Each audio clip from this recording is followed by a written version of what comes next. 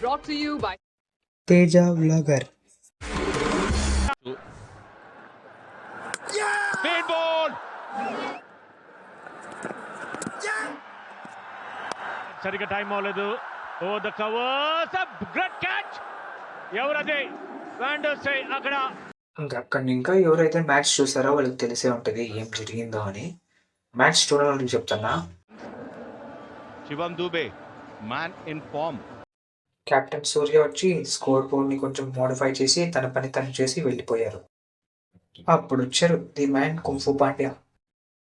శివంజీకి చెప్పారు, నువ్వు బాధతోనే ఉండు, మీద సంగతి నేను చూసుకుంటా అని.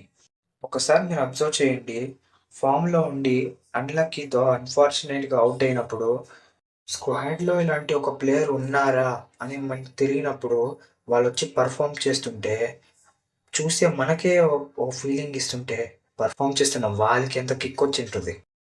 అలాంటి ప్లేస్లో వచ్చారు శివంజీ.